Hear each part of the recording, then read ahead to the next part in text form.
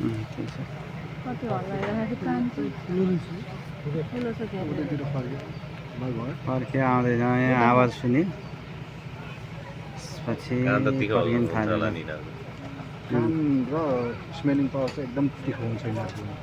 visibility चाहिँ एकदमै कम हुन्छ 20 देखि 25 मिटर जम्मा त्यसपछि ब्लर नै देखिन्छ सुन्ने एकदमै पावरफुल सुन्नु त सुन्ने अनि सुन्ने एउटा गैँडा देखा परेको छ दुईटा गएर सियो त हालेर आहा यहाँनिरबाट ल सियोको रहेछ यो सियोको रहेछ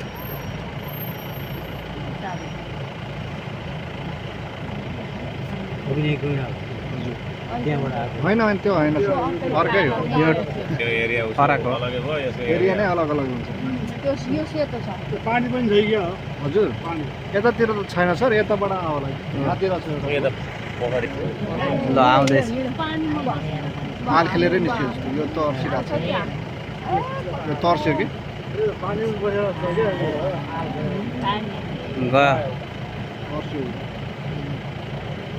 ल सकियो यसको काम हल्ला नभएको यो बाटो क्रस गर्छु हो हल्ला गरे घाम भएर यो शीतल खोजिरहेको छ शीतल खोजेर पानी भनेपछि गैँडाले टाढाको वस्तुलाई देख्दैन देख्दैन सर यिनीहरू त्यही 20 देखि 25 30 त्यहाँदेखि ब्लर नै हो ए 20-25 मिटर हजुर बाघ जस्तै ठ्याक्कै बाघ यस्तो आएर घाँसै मिलाएर नै घाँस घाँसै मात्रै खान्छ हुन्छ नि यिनीहरूको लगभग आधा जिन्दगी त पानी नै आयु चाहिँ 50 देखि 60 वर्ष है त्यस्तो खतरा हुन्छ है भनेपछि त्यो एक सिङै भन्छ त्यो एक सिङ हुन्छ एउटा सिङ हुन्छ त्यो चाहिँ सिङ कपाल कपाल बन्या हुँदैन है सर ए नङ जस्तै भन्नुभयो नि त त्यही भएर त्यो पाका हान्दाखेरि पाग्ला काटेर भागिहाल्छ सबभन्दा महँगो नै त्यही हो फेरि गैँडाको हड्डीबाटै भएदेखि त त्यो हतपत निस्किँदैन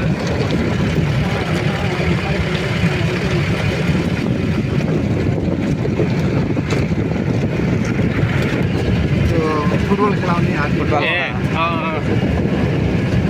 हिजो कहाँ हामी खेलाउँछ त्यो फुटबल चाहिँ त्यो ठ्याक्कै हात्ती चोक देख्नुभएछ नि हात्ती चोकबाट थोरै तलतिर देब्रे साइड लाग्यो ए हात्ती चोकबाट हात्ती चोक त्यहाँ हो त्यो फुटबल खेलाउने त्यहाँ ठुलो चौर छ वर्ष पछि खेलाउँछ होइन हजुर वर्ष पछि नै हो बडा मुस्किल लाग्छ यहाँ राउन्ड भन्छ त्यो शोषण भयो अरे भन्दै विदेशीहरूले विरोध गरेको हामीलाई हेर्न पाएको भनेर हेर्ने मात्रै विदेशमा त्यत्रो हर्स राइडिङ हुन्छ क्यामल राइडिङहरू हुन्छ उनीहरूले विरोध गर्दै होइन हात्ती फुटबल खेलायो ल आइपुग्यौँ हामी हाम्रो फिन्सिङ पोइन्ट हजुर सर यत्तिकै हुन्छ लिएर मात्रै निकाल्ने हो सर तपाईँ अनि एकैचोटि त्यसमा असार हाम्रो जङ्गलको सफारी समाप्त भयो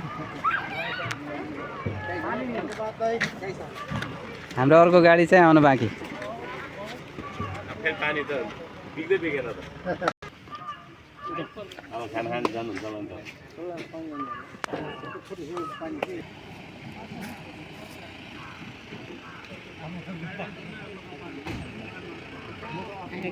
पानी शीतलमा बस्दै ल अरू आउँदैछन् आउँदै हुनुहुन्छ ठिकै छ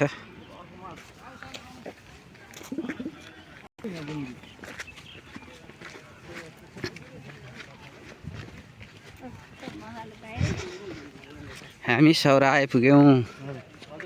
जङ्गल सफारी सकेर सौरामा पारिपट्टि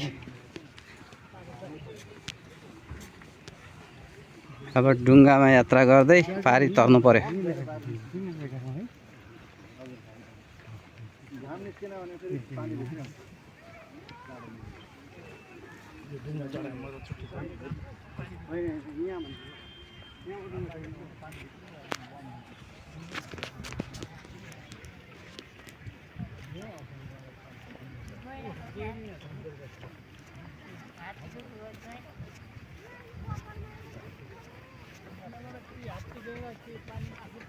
हजुर सर अहिले त जमिन मजाले टेक्नु छ तर स्विमिङ गर्न पनि सक्छन् है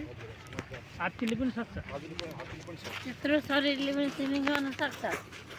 उनीहरूको त्यही अनुसार रिपोर्ट पनि छ नि त ए ठिक ठिक